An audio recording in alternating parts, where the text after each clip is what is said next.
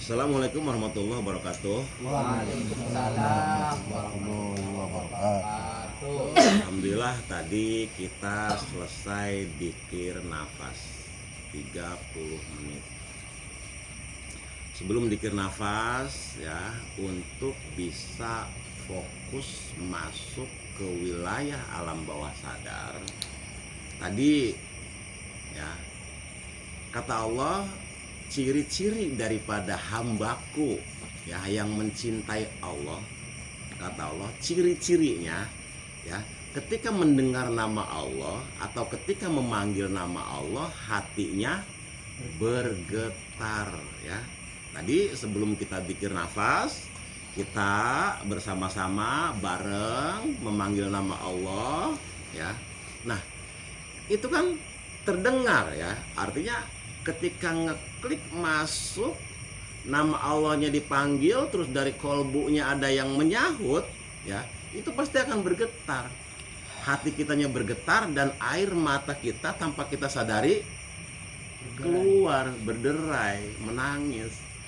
Nah itu sebenarnya kesejukan tuh seperti itu gitu.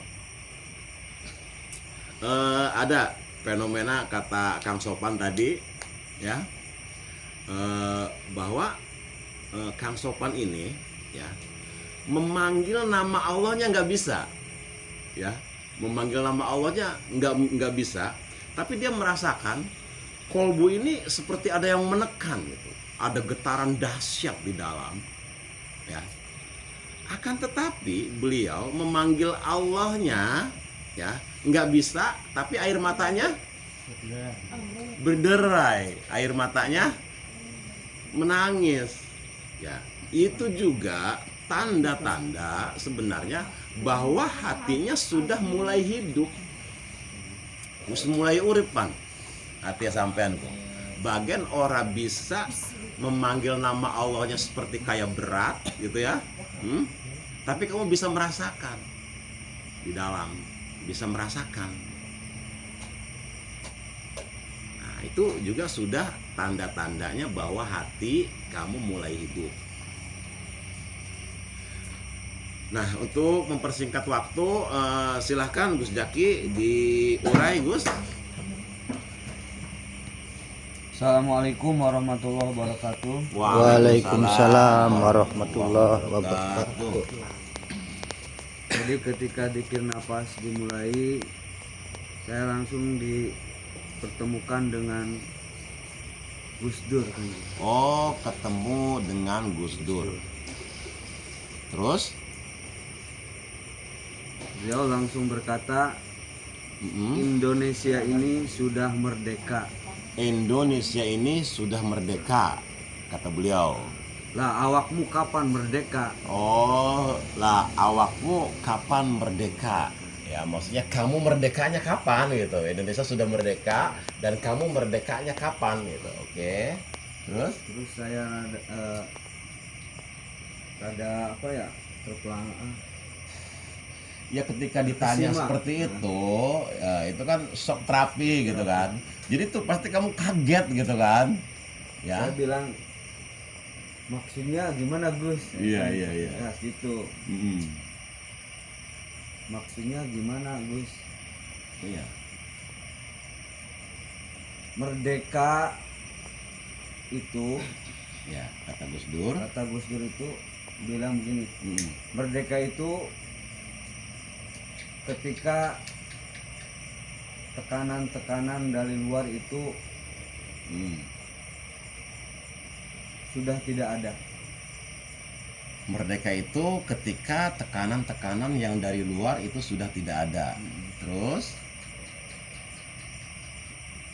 Gus Dur bilang begini, nanti kamu temui seseorang, terus Gus Dur memanggil seseorang yang diperintahnya itu iya. untuk mendekat, namanya Ki Ageng Selo. Ki Ageng Selo tolong antar ini ke seseorang, nggak disebutkan sama Gus Dur itu. Iya. Terus Ki Ageng Selo mengajak saya saya disuruh naik kuda, kudanya satu, berarti kudanya dua. Dua Saya- berarti saya Ki lupa Ageng kuda. Selo satu, kamu satu. Iya, Nah, terus kamu jalan, Jalan. naik kuda, naik kuda lumayan rada jauh karena Hmm. situ lama sekali. ya. Di Setelah perjalanan sampai tujuan, saya di situ bertemu melihat sebuah gerbang yang melihat besar, pintu gerbang, tapi berwarna hitam. pintu gerbangnya. Mm. Hmm. Dan ada gambar, ada kayak gambar orangnya di pintu. Di pintu gerbangnya tuh, warna hitamnya tuh. Ya, terus. Terus ketika saya datang, tiba-tiba gerbangnya terbuka sendiri. Hmm. Setelah itu Ki Ageng Selo masuk duluan, saya belakangan. Hmm. Kemudian saya dipertemukan oleh Ki Ageng Selo dengan seseorang, Hmm. dan Ki Ageng Selo berkata bahwasanya ini adalah Syekh Siti Jenar. Oh, iya berarti yang ditemui sama kamu itu, yang disuruh oleh Gus Dur itu berarti Syekh Siti Jenar. Nah, terus? Terus Syekh Siti Jenar langsung bilang pada saya, Hmm. kalau kamu ingin merdeka, Iya. kalimatnya begini, Iya.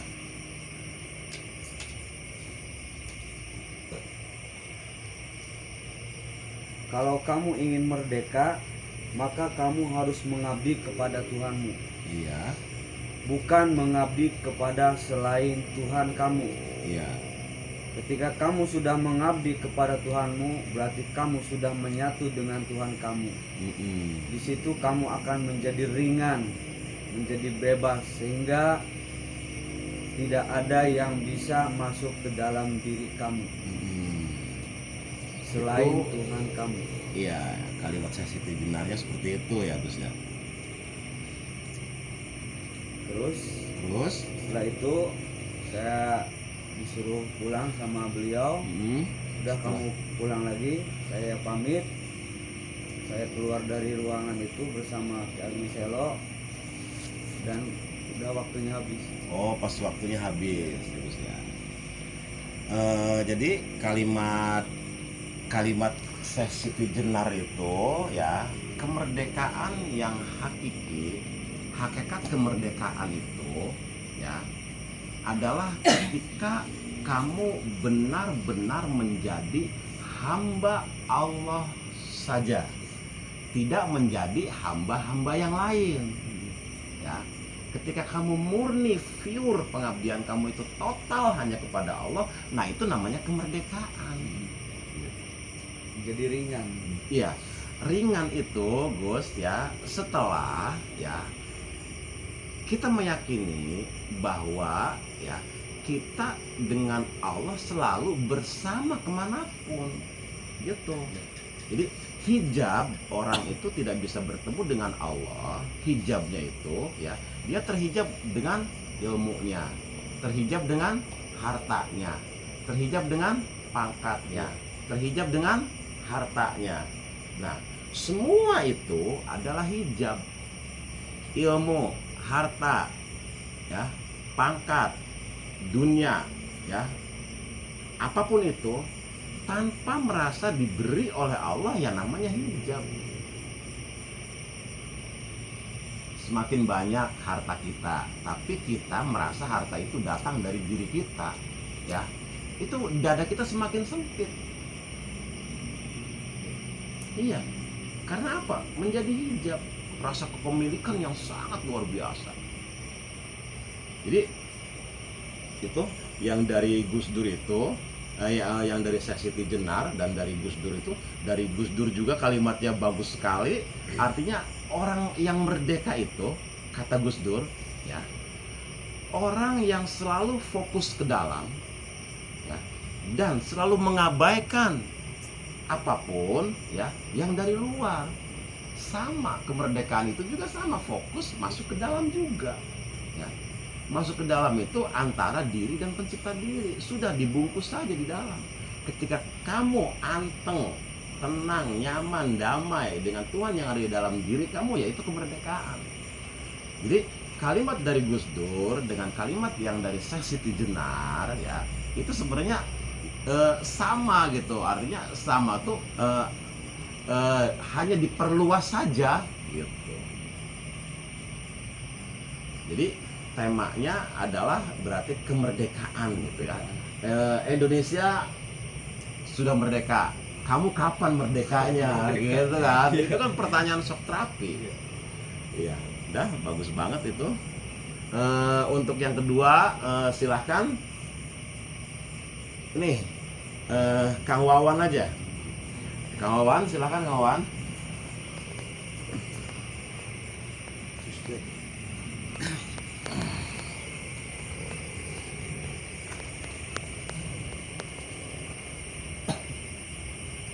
Silahkan Kang Wawan.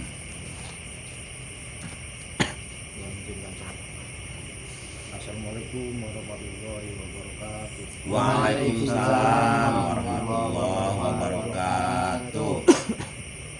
Jadi season 2 jujur nafas panjang Iya, dan penelusuran jalan gelap, kanan kiri hutan gelap. iya. Terus diselusuri terus ketemu sungai.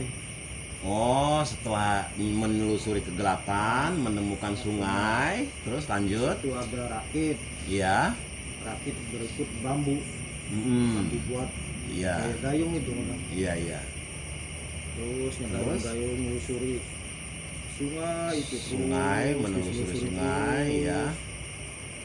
Ketemu kayak kerajaan itu kan Kang.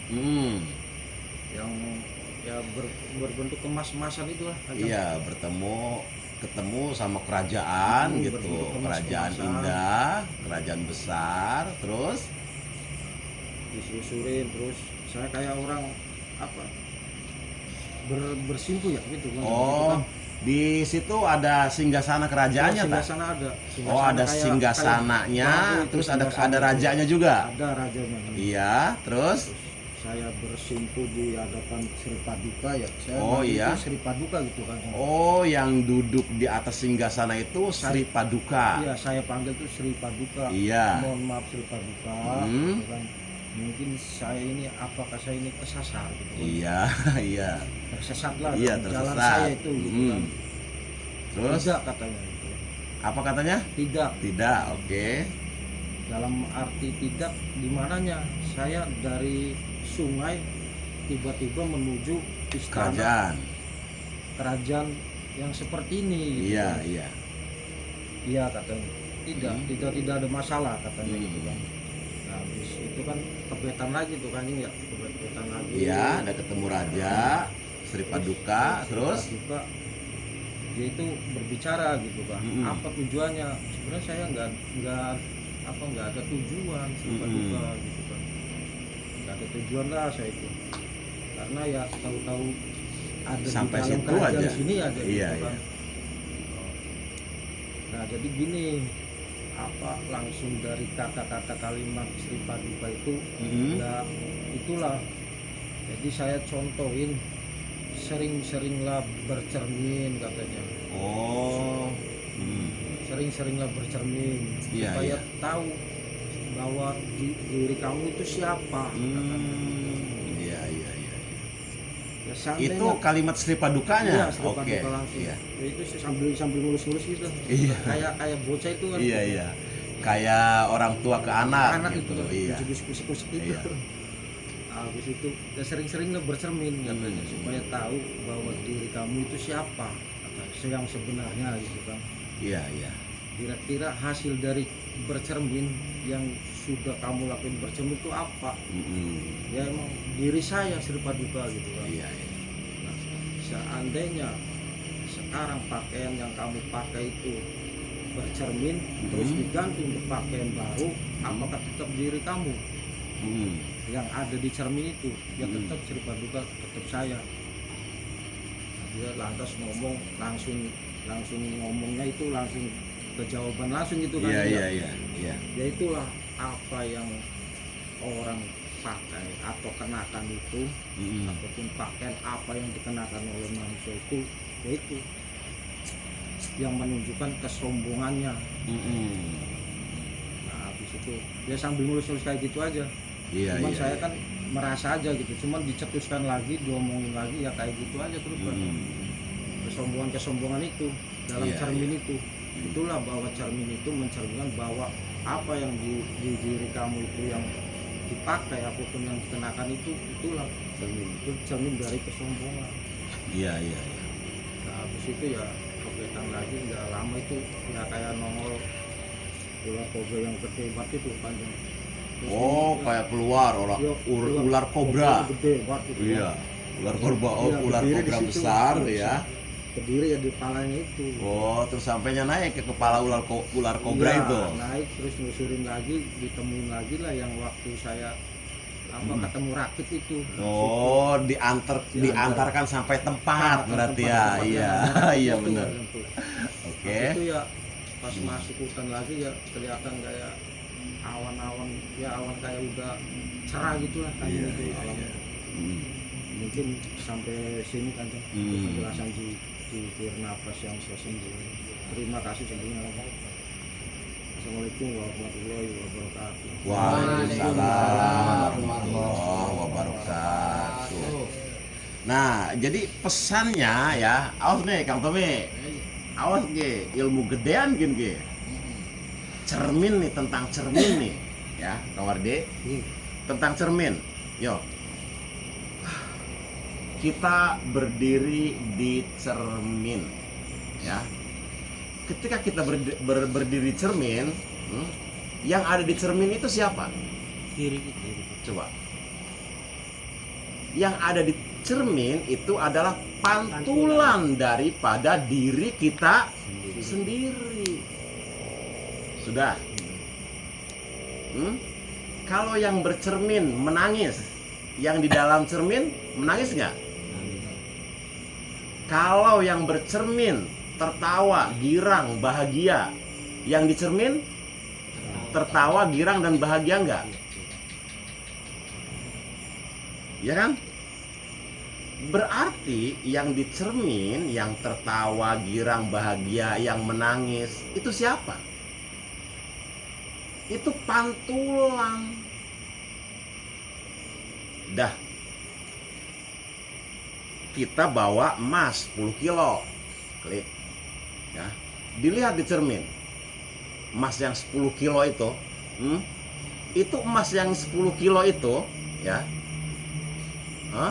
itu sebenarnya siapa emas itu? Artinya emas yang 10 kilo itu pemilik, ya, yang bercermin, bukan milik yang di dalam cermin. Artinya ketika harta kamu banyak, mobil kamu mewah, fasilitasnya wah luar biasa, rumah kamu juga mahal, ya artinya siapa yang punya? Iya, artinya ada kalimat di sini, ya, mereka memakai untuk kesombongan tadi kalimatnya. Ya artinya mau harta, mau pangkat, mau jabatan, ya aslinya siapa yang punya? Ya yang berdiri ini. Yang berdiri di depan cermin itu namanya wujud. Yang di dalam cermin itu adalah maujud. Yang di dalam cermin itu hanya bayangan, hanya pantulan. Kita ini hanya pantulan dari pantulan Tuhan. Iya kan? Makanya tadi ada kalimat kata Sri Paduka itu, ya, dengan bercermin saja kamu bisa menemukan Tuhan kamu dari dalam cermin itu.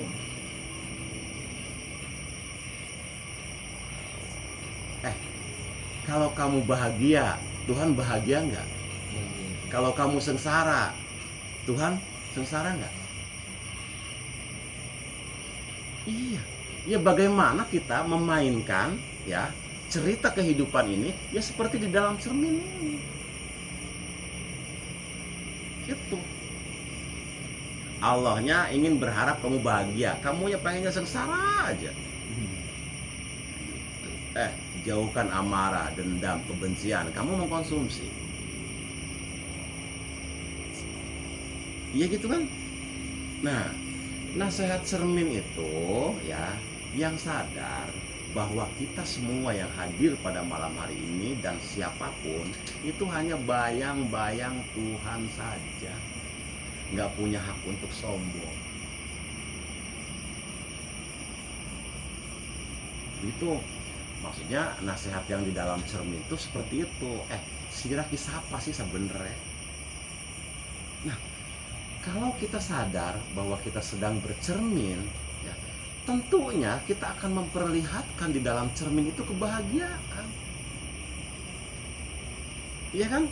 Kalau sadar tuh, jangan sampai ya kita melakukan apapun yang di dalam cermin ini, ya, jangan sampai yang bercermin ini menangis, gitu kan? Nah, kamu tinggal menampilkan aja, kamu bikin cerita di dalam kehidupan ini, ya cerita-cerita yang indah. Gitu. Ya, untuk uraian Kang Wawan cukup segitu saja dulu. Untuk yang lainnya silakan Kang Jamil. Kang Jamil silakan diurai Kang Jamil.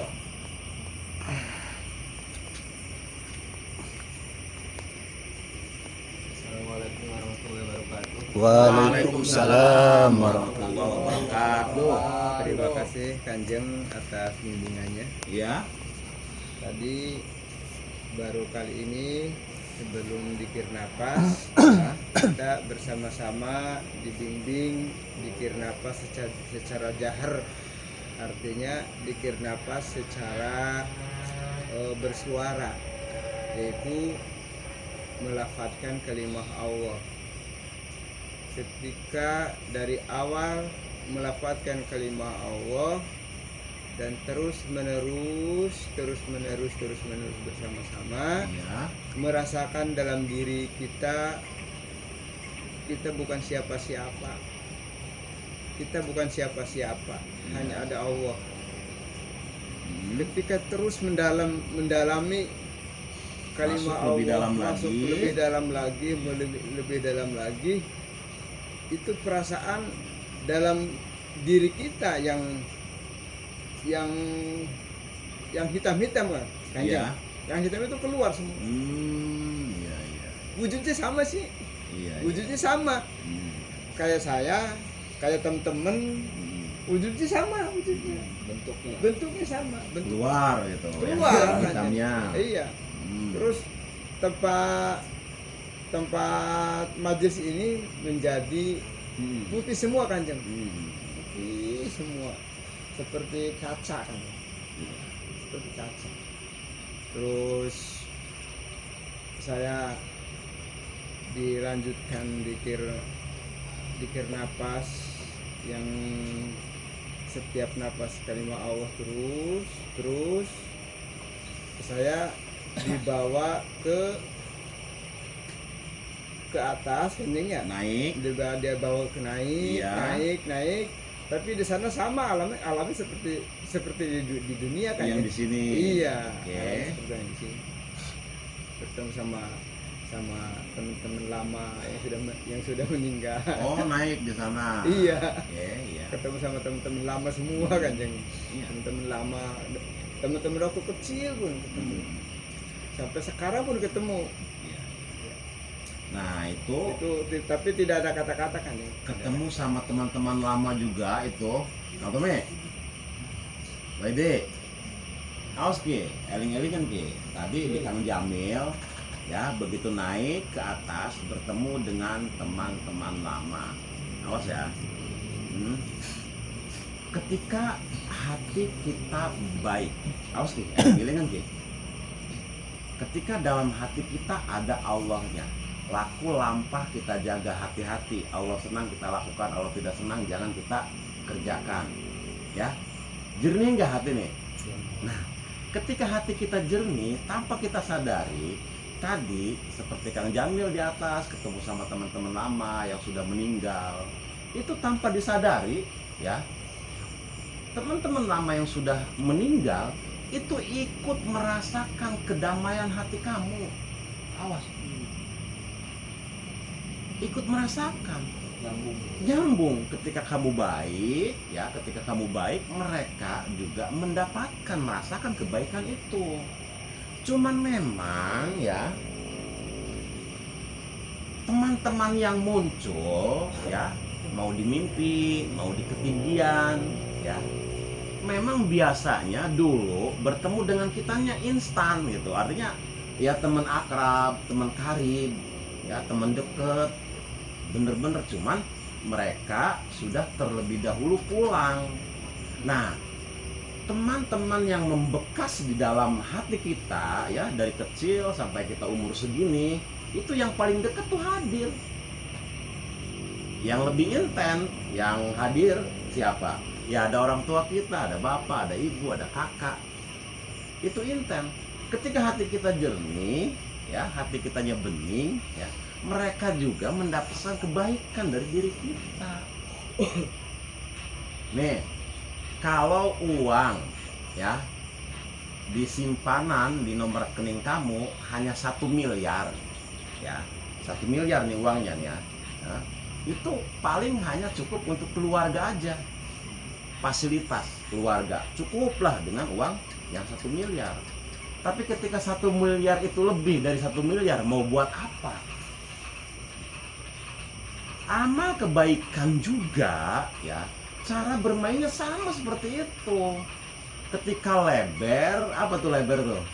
Melebihi kapasitas ya, dia akan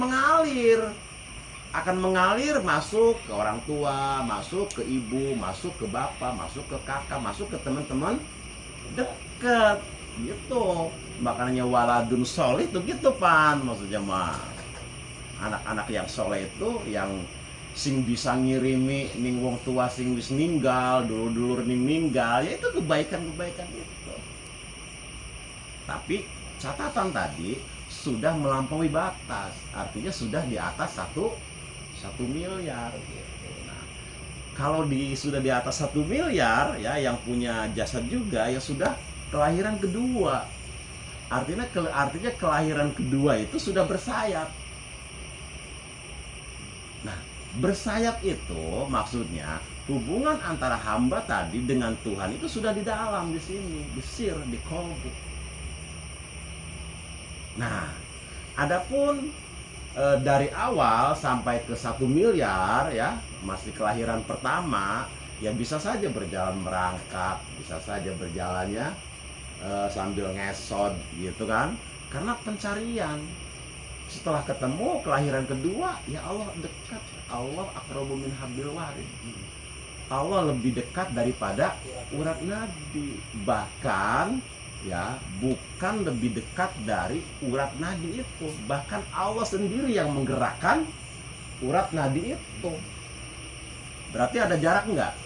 Nah itu gitu. Nah terus juga di kalimat Kang Jamil juga tadi itu bagus. Artinya ketika kita memanggil nama Allah ya, diarahkan masuk ke kolbu. Kata Allah, siapa yang mencintaiku, kata Allah, itu ciri-cirinya ketika namaku dikumandangkan atau disebut, maka hatinya akan bergetar. Nah, ketika memanggil nama Allah juga artinya lurus ya, artinya tajam masuk sampai ke dalam ya, itu tadi ada isyaratnya. Maksudnya isyaratnya tuh ya, yang hitam-hitam keluar, sing ireng-ireng kamu tuh, karena cahaya itu gelap itu ketika dimasuki cahaya menyingkir nggak? Nah itu maksudnya. Jadi untuk orang yang ya umpama gitu ya, yang merasa hatinya gelap, masih penuh amarah, dendam, kebencian, kekecewaan, ya sering-sering memanggil nama Allah, diarahkan ke kolbunya gitu. Karena kolbu mukmin baitullah, kolbunya orang yang beriman itu adalah rumahku, kata Allah, kan gitu. Nah nanti ya, kalau memang kamu memanggil nama Allah ya dengan setulus hati dan hubungan kamu dengan Allah sudah mesra, ya minimal 3 kali manggil nama Allah saja pasti sudah bergetar, nggak kuat. Allah pertama, Allah kedua, Allah masuk tuh sudah getar. Itu keindahan hidup sebenarnya. keindahan hidup itu seperti itu. Nah, isyarat tadi bahwa memanggil nama Allah diarahkan ke kolbu, ya, ini nanti dosa-dosa akan menghilang dengan sendirinya. Setelah warna hitam itu keluar, maka cahaya putih akan masuk. Gitu. Jadi kita teka siram mundur. Ya, artinya ya cahaya datang, gelap menyingkir enggak? Iya. Nah, gelap dengan sendirinya gitu. Maksudnya mah ya uraiannya gitu. Ini karena kan kalau dari zikir nafas ya, ini kan informasi-informasi dari vibrasi-vibrasi ketinggian. Ya cara penguraiannya ya harus dengan pemahaman ya tentang ketauhidan, tentang kedekatan dengan Allah. Ya. Gitu. Yang mampu ya, yang diberi bisa ngurai itu ya orang yang dekat dengan Allah. Al-Quran itu ya, waktu di Rasulullah turun Al-Quran itu bila sautin wala harfin, nggak ada huruf, nggak ada suara. Karena beliau orang Arab ya, maka ditulisnya dengan bahasa Arab. Kalau turunnya ke orang Sunda, kalau turunnya ke orang Jawa, bahasa Jawa. kasih Allah kan disebar oleh Allah. Untuk yang terakhir ya, yang keempat, Kang Wardi, silahkan Kang Wardi.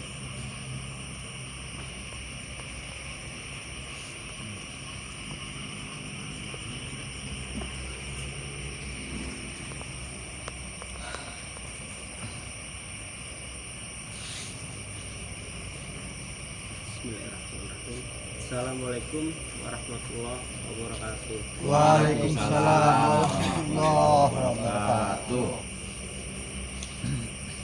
Setelah saya melakukan aktivitas zikir nafas, Iya, hening dalam zikir nafas. Oke. itu kita lupakan Hmm. kalau diri saya itu lagi dililit Hmm. sama seekor ular. Iya. Jadi Ya, diri itu iya, dililit amat sama sangat besar. ular besar gitu. Sampai Oke. jasad saya itu udah nggak kelihatan kayaknya. Iya, kulit ular besar Kulit itu. besar itu. Oke. Dan warnanya itu dominasi hijau tapi bawahnya ada kekuningan, terus ada garis putih, atasnya kehitaman gitu. Iya, maksudnya ininya nih, arah ininya. Iya, Oke. alur badannya itu Iya. sampai kepala. Terus? Terus kan saya tuh sedikit kaget. Hmm. Saya nanya, Ya. kenapa kok ngelilit saya? Iya. Ular, gitu. Hmm. Nah, dan beliau jawab, ini udah ketentuan saya. Iya. Kok bisa begitu? Saya Hmm. bilang. Iya. Karena kamu itu sudah diberikan tanda dari leluhur-leluhur kamu, Hmm. cindera mata yang memang selama ini saya simpan, dan itu memang dari leluhur-leluhur saya. Oh, iya. Iya. Ya, setuju. Dan akhirnya saya nanya kalau beliau ini namanya siapa gitu. Iya. Katanya beliau mengaku namanya Nimas Domas kan gitu. Oh, namanya Nyimas Domas. Iya. Berarti perempuan ya. Domas. Ya. Dan tugasnya beliau itu Hmm. katanya dengan cara melilit itu yang Hmm. beliau dengan Iya, dengan cara itu melilit itu maksudnya melindungi, melindungi, gitu aja untuk ya. melindungi. Hodam itu bahasa Arab, bahasa kitanya pembantu. untuk melindungi, kata tugas beliau itu tersebut begitu. Sudah begitu kebet-kebet, terus saya tuh menemukan kegelapan yang memang Iya. sangat gelap, tidak ada cahaya sama sekali Masuk ke gitu. gelap. Heeh. Iya, terus Gelap, lama mungkin ada beberapa menit, terus saya diketemukan di satu alam, hmm, itu warnanya hijau semua tapi berkabut dan warnanya hijau tapi Iya. berkabut. dan di tengah-tengahnya alam tersebut tuh ada cahaya gitu. Iya, ada cahaya. Pokoknya pusarnya itu. Iya, iya. Intinya mungkin ya. Titik Intinya pusat alam pusatnya. itu tuh ada Oke. cahaya hijau, ada cahaya putih gitu kan. Dan kabut-kabut tersebut tuh disedot semua sama titik cahaya itu tuh Iya, kan, yang pusat iya. cahaya itu sampai hilang, sampai benar-benar kelihatan semua hijau gitu di alam tersebut. Iya. Setelah itu alam tersebut tuh seolah-olah masuk ke kolbu saya Kanjeng. Masuk, terus ada sorotan cahaya dari luar tubuh saya itu menyinari dari dada Ya. sampai ke bawah kemaluan gitu kan. Iya, iya. Sampai situ aja cahaya tuh, nggak ke atas, nggak ke bawah lagi. Ya artinya dada itu supaya kamu terus lapang, dan kekemaluan itu maksudnya ya menjaga syahwat itu tuh, syahwat keduniaan ya syahwat ini juga nafsu sama ya, artinya dijaga gitu. Artinya upayakan ketika kamu megang ini gitu ya, jadi cahaya menjaga ke kamu supaya syahwat itu artinya dikeluarkannya tepat pada tempatnya. Ya artinya syahwat dikeluarkan pada tempatnya itu ya umpamanya kamu punya istri, ya udah ke istri aja karena ini yang sah gitu kan. Nah, kamu punya harta umpamanya berapa, Allah ngasih rizki ke kamu. Dengan kamu punya cahaya ini, kamu tahu mana hak kamu dan mana hak Allah. Nah, ketika hak Allahnya sudah disampaikan, itu ya benar-benar cahaya namanya. Jadi menjaga syahwat itu ya kemana-mana. Artinya orang yang berilmu juga harus meyakini bahwa ilmu itu datang dari Allah dan dia menyampaikan ke orang lain. Ketika menyampaikan ke orang lain itu biidnillah ya akan menjadi cahaya juga. Maksudnya gitu, penerang. Orang yang gelap itu maksudnya ya, dia punya ilmu, dia punya harta, tapi dia merasa datang dari dirinya sendiri. Nah itu artinya lelah hidup dengan cara seperti itu. Nah cahaya tadi di kelapangan dada, ya dada lapang tuh gimana sih? Ya lapang aja. Artinya apapun yang diberikan oleh Allah kepada kamu senang atau tidak senang, ya sami'na wa ta'ana diterima. Nah ketika kamu mampu menerima, berarti kamu mempertahankan dada kamu untuk terus lapang. Iya kan? Iya gitu. Terus lanjut. Nah setelah itu secara fisik saya itu menemukan satu seperti fenomena yang luar biasa gitu Kanjeng. Karena di zikir nafas kan kita harusnya mata terpejam gitu dua-duanya Kanjeng. Iya. Itu tiba-tiba spontanitas itu mata itu satunya terpejam sebelah kiri, sebelah kanan malah nggak bisa dipejamkan gitu loh Kanjeng. Yang sebelah kanannya pengen ngebuka terus, yang sebelah kirinya nutup. Dan itu saya berusaha untuk dan nutup. Kamu berusaha untuk nutup nggak bisa Kanjeng itu. Nah di situ ada nasihat bahwa kamu nih manusia nih sebenarnya siapa saja tanpa ada daya dan upaya, tanpa digerakkan oleh Allah. Ya seperti kejadian yang kamu alami, kamu berusaha pengen nutup tapi nggak bisa kan? Bisa. Ya berarti keinginan kamu nggak diijabah Tuhan. Tapi kalau Tuhannya berkenan, kira-kira bisa nutup nggak? Bisa. Nah itu kita posisinya la haula tuh lemah, nggak bisa apa-apa tanpa daya dan upaya. Ya gini aja, kamu bisa hidup nggak tanpa ada ruh masuk? Ya udah gitu sebenarnya mah. Terus ketika kamu bergerak, siapa yang bergerak?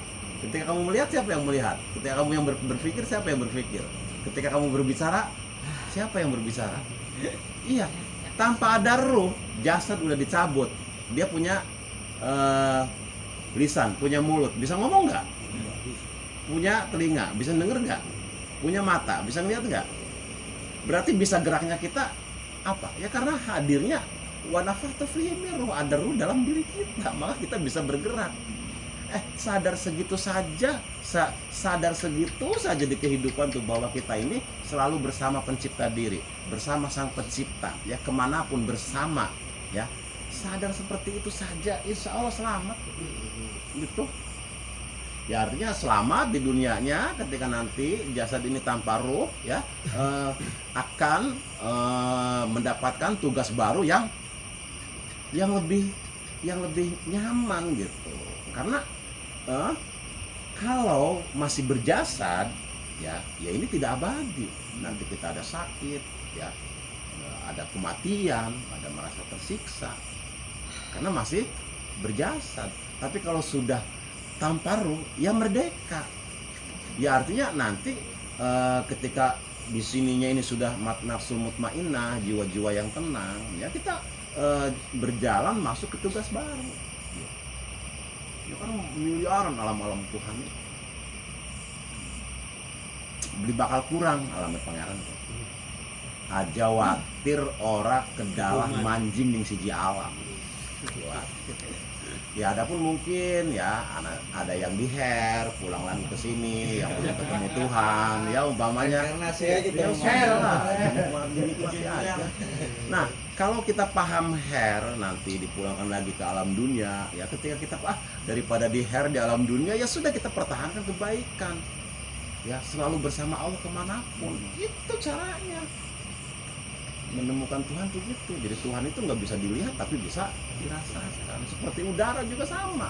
Udara bisa dilihat nggak, tapi bisa dirasakan nggak kehadirannya. Ya seperti itu. Terus lanjut. Ya itu apa? Fenomena jasad tuh sampai selesai waktunya tuh masih begitu-begitu aja kan ya. Jadi udah selesai tuh yang satunya memejam, Pengen satunya memejamkan mata nggak bisa. Nggak bisa. Ya, jadi di nasihat tadi itu maksudnya coba kamu masuk ke wilayah la haula, bahwa tanpa digerakkan oleh Allah kamu tidak akan mampu untuk bisa bergerak gitu. Dan ini ada tadi ya gini,